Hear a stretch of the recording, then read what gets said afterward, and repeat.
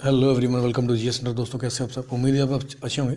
चलिए कंटिन्यू करते हैं। प्रैक्टिस सीरीज हमारी चल रही है, तो जनरल स्टडीज़ की काफ़ी इंपॉर्टेंट हो जाती है। प्रीवियस ईयर क्वेश्चन है और बहुत बार बार एग्जाम में रिपीटेड क्वेश्चन है, जैसे यूपी पुलिस हो गया, दिल्ली पुलिस हो गया, एसएससी जीडी हो गया, एयरफोर्स और यूपी पीसीएस हो गया। ठीक है, तो ध्यान रखेंगे इसको, काफ़ी इंपॉर्टेंट हो जाता है आने वाले वनडे एग्जाम्स के लिए, तो काफ़ी महत्वपूर्ण है। तो लगाते रहेंगे कंटिन्यू, तो ध्यान रखना है इसको। नेक्स्ट हमारा फर्स्ट हमारा क्वेश्चन है कि स्वेज नहर के कारण किन देशों के बीच की दूरी कम हो गई है। तो कौन से ऐसे देश हैं इनके बीच की दूरी कम हो गई है। देशों के बारे में यहाँ पर बात करिए, लेकिन मेनली यहाँ पर होना चाहिए था महासागरों को जोड़ता है। देश में ये कि यूरोप से एशिया की दूरी को कम कर दिया है किसने? स्वेज नहर है। और एक और चीज़ इंपॉर्टेंट हुई थी कि स्वेज नहर के बनने के कारण जो अफ्रीका से घूम के जो केप ऑफ गुड होप का चक्कर लगा के पहले जाया जाता था, तो केप ऑफ गुड होप का जो चक्कर था 7,000 किलोमीटर का था। कितने का था? 7,000 किलोमीटर का। वो 7,000 किलोमीटर का चक्कर बच गया। ठीक है, तो अब अधिकतर जो एशिया की जो जितना व्यापार होता है वो जाके अफ्रीका से यूरोप से, उत्तरी अफ्रीका से यूरोप से हो जाता है बहुत आसानी से। तो 7,000 किलोमीटर का चक्कर लगाना नहीं पड़ता यूरोप के लिए। तो 1 का 20,000 इज द राइट आंसर हो जाएगा हमारा। नेक्स्ट हमारा क्वेश्चन है कि पृथ्वी अपने अक्ष पर घूम रही है, साथ ही साथ यह सूर्य की चतुर्दिक परिक्रमा कर रही है। इसके कारण क्या है? तो पृथ्वी जो है अपने अक्ष पर कितनी झुकी हुई है? 23.5 डिग्री। कितनी झुकी है? 23.5 डिग्री झुकी हुई है, और सूर्य की भी परिक्रमा करती है। तो इससे क्या उत्पन्न होता है? इससे क्या उत्पन्न होता है? तो दिन और रात। देखो, पृथ्वी अपनी जगह पर घूम रही है, एक तो होता है रोटेशन, एक होता है रिवोल्यूशन। तो 23.5 डिग्री टिल्ट है वो। तो एक तो वो क्या है कि सूर्य का चक्कर लगा रही है ठीक है, एक वो चक्कर लगा रही है और एक है वो अपनी जगह पर ही घूम रही है। तो इन दोनों चीज़ों से क्या होता है? दिन होते हैं, दिन रात होती है और ऋतुएं होती हैं। तो 2 का सी इज द राइट आंसर हो जाएगा हमारा। नेक्स्ट हमारा क्वेश्चन है कि 23.5 डिग्री उत्तरी अक्षांश और 23.5 डिग्री दक्षिणी अक्षांश जो है, इसको क्या कहा जाता है?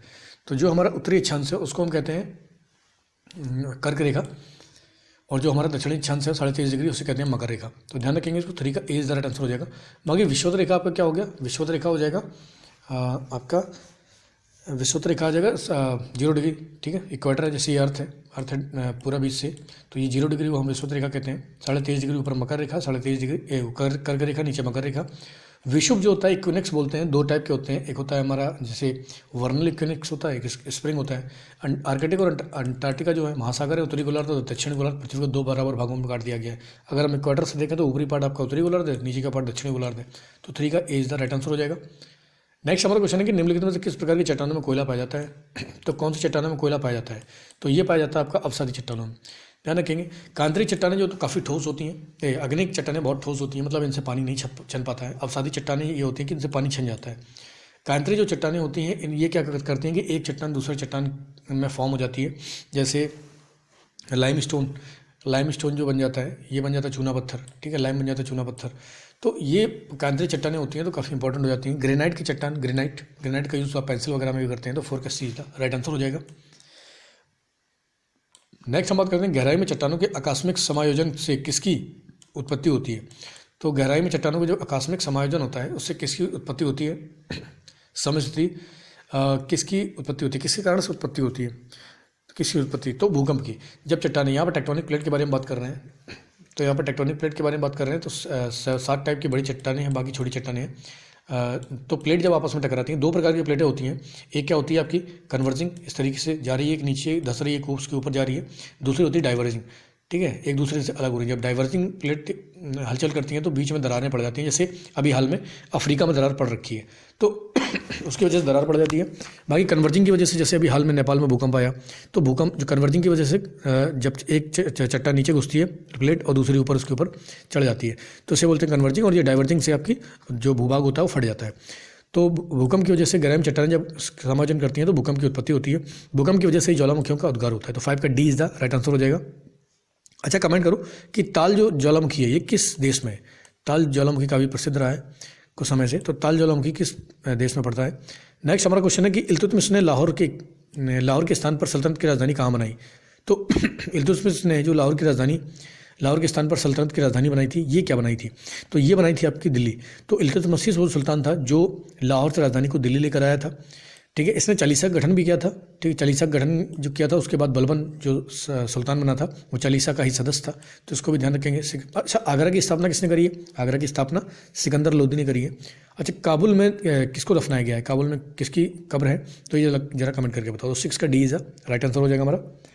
नेक्स्ट हम देखते हैं कि उत्तरी गोलार्ध में अश्व अक्षांश शांत क्षेत्र की ओर बहने वाली हवा को क्या कहते हैं? तो उत्तरी गोलार्ध में जो आपका अश्व अक्षांश शांत क्षेत्र की ओर बहने वाली हवा है उसे हम क्या बोलते हैं? इसे बोलते हैं हम व्यावहारिक पवनें। उसी प्रकार से दक्षिणी गोलार्ध में भी कुछ पवनें चलती हैं 0 डिग्री इक्वेटर के बाद, जैसे 40 डिग्री पर कहते हैं गरज चालीसा, ठीक है, और 60 डिग्री पर कहते हैं चीखती साठा। तो ठीक, तो ये भी काफ़ी इंपॉर्टेंट हो जाती है, ध्यान रखेंगे। तो उत्तरी गोलार्ध में अगर अश्व अक्षांश की बात कर रहे हैं तो इन्हें हम व्यावहारिक पवनें ही बोलते हैं।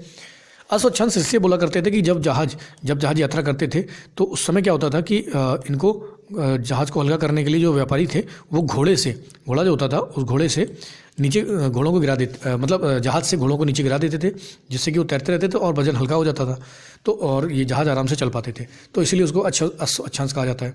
तो 7 का A is the right answer हो जाएगा हमारा। नेक्स्ट हम बात करते हैं कि निम्नलिखित में से किस बंदरगाह पर कोई पेट्रोलियम रिफाइनरी नहीं है? तो कौन सा ऐसा बंदरगाह है जिस पर पेट्रोलियम रिफाइनरी नहीं है? तो डायमंड हार्बर पर पेट्रोलियम रिफाइनरी नहीं है। अच्छा, डायमंड हार्बर है कहाँ पर? तो ये कलकत्ता में है। बाकी आपका मैंगलोर में हो गया, चेन्नई में हो गया, कोचीन में, यहाँ पर पेट्रोलियम रिफाइनरी है। तो पेट्रोलियम रिफाइनरी जो होता है ना अधिकतर बंदरगाह के पास बनाते हैं। क्यों? क्योंकि सुगमता के लिए कि अगर जैसे रॉ मटेरियल आपका आता है पेट्रोलियम पदार्थ, तो उसको वहीं पर ही अलग कर दिया जाता है, उसके बाद पूरे देश में डिस्ट्रीब्यूट कर दिया जाता है। तो काफ़ी सही रहता है, क्योंकि अगर आप लाएंगे कहीं बीच में बनाएंगे तो उससे दिक्कत होती है, आप पहले इंपोर्ट में बहुत ज़्यादा पैसा खर्च हो जाता है, इसलिए। तो 8 का A is the right answer हो जाएगा। नेक्स्ट हम बात करते हैं कि अंटार्कटिका स्टडी सेंटर कहाँ पर स्थित है? तो अंटार्कटिका स्टडी सेंटर आपका कहाँ है? ये गोवा में स्थित है। तो अंटार्कटिका के बारे में पूरी जानकारी, उनकी पढ़ाई करने के लिए आपको क्या अंटार्कटिका स्टडी सेंटर बनाया गया। अच्छा, भारत का जो अंटार्कटिका में कितने केंद्र खुले हुए हैं? अंटार्कटिका में भारत के कितने वैज्ञानिक केंद्र खुले हुए हैं? जल्दी से कमेंट करके बताओ। और हमारा लास्ट क्वेश्चन देखते हैं। तो लास्ट हमारा क्वेश्चन क्या है कि निम्नलिखित में से वर्षा, तुषारपात और ओलावृष्टि नापने का यंत्र कौन सा है?